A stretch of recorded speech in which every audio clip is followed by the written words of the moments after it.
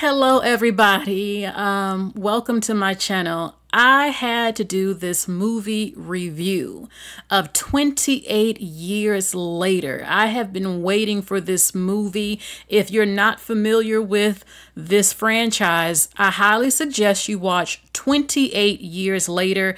It's considered one of the greatest zombie movies ever made, even though they weren't zombies. And believe the hype, this is one of the greatest films that I have ever seen. It's phenomenal, and you learn more about what's going on when it comes to the virus, the rage virus. Okay, so look, I saw the movie on Saturday, and so many people are dragging this film, and I have to be honest with you, the ending was pretty much horrendous. And this is if you haven't seen the film and you don't want to know anything about this movie, do not watch my video, because I am going to talk about parts of the movie, and I don't want to ruin it for you. So don't watch this if you don't want to hear about it, the scenes and all of that. So listen, the ending was in fact horrendous. I was in a state of shock when I saw the ending. I don't understand what the hell they were thinking and why they did that. But I will tell you, the film did have me at the edge of my seat. Half of the movie, it had an incredible buildup. It had a great buildup, and you didn't know what was going to happen. Some would say it didn't really have a great storyline, but someone had said that the story is about a boy becoming a man. Okay, 28 years later is 28 years after the rage virus. England, Scotland, or whatever has been closed off. So it's showing you the way the world has survived. Things have changed. It's not a movie about a rescue mission or a cure. It's about how are people living in society 28 years later in this isolated town.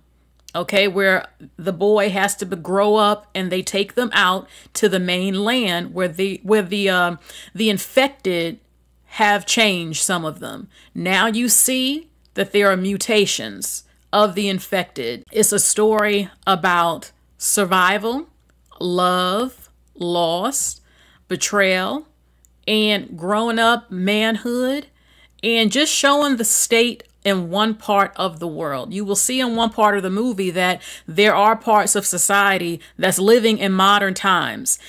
In England, they have reverted back to sort of a mixture of modern times, but medieval type of times. They're using bow and arrows. Okay, it's a lot of things. They're living off of the land, and if you leave where they're at and you don't come back, then you don't come back, and that's how it is. So, okay, you see the father and son. He has to take him out to learn how to hunt. Okay, they have to know how to survive, how to spot infected, how to take the life of an infected person, because anything can happen. Disasters happen. We saw what happened in 28 Weeks Later. Also watch that. But they end up, well, running into an alpha. The alpha, they have mutated. The alpha, the rage virus has caused some humans to bloat really big, but it also has caused some of the men to grow extremely tall. And yes, they have a large penis. Are there men who naturally have penises like what you saw in that film? Yes. The thing is that he was not erect, and it was huge. So people have been making memes about it. Okay.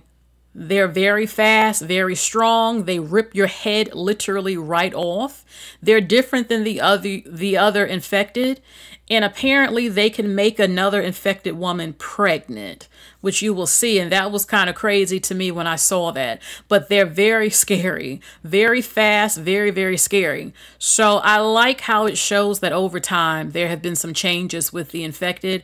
One thing I can say also is that I love the cinematography. It was absolutely beautiful when they were running for their lives. The alpha was running after them. And if you look, the sky was absolutely beautiful. The stars, the sky, the water, absolutely beautiful. I think that the quality as far as how the film was shot was really beautiful. I love seeing nature. I love the water again, the stars.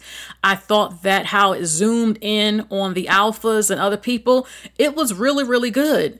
Okay. The only thing is though, people thought it would have maybe extremely more action than what it did, or there was some sort of more of a storyline to it, like what is this going to? When really it's just about people surviving and how they live, how they survive, turning into growing up in this world. What does this look like?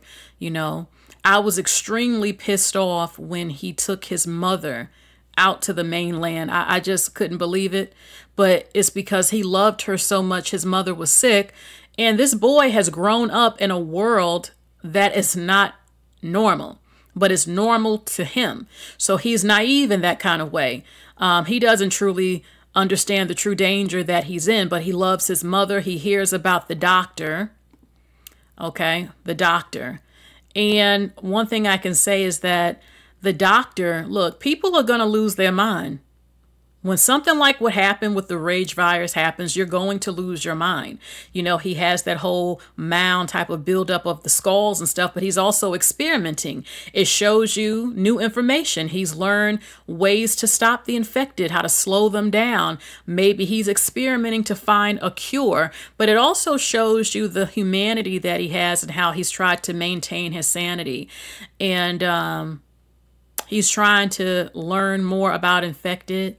And he had a lot of love and empathy for the son and his mother.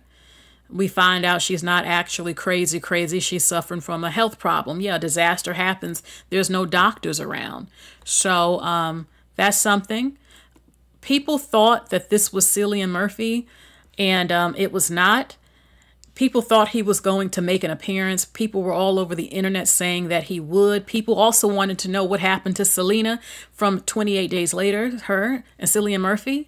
So no, this was just a regular infected. Like I said before, okay, the movie, the first half of it, to me, will have you on the edge of your seat. Many parts. It was filmed great. The storyline was pretty okay at the beginning, but then it's the ending for me. It's the ending for me. And people said that it didn't have as much grit as 28 Weeks Later. It wasn't as crazy. It was a little it was okay. For me, I'm going to have to give this movie probably a 7 out of 10. The ending was horrendous.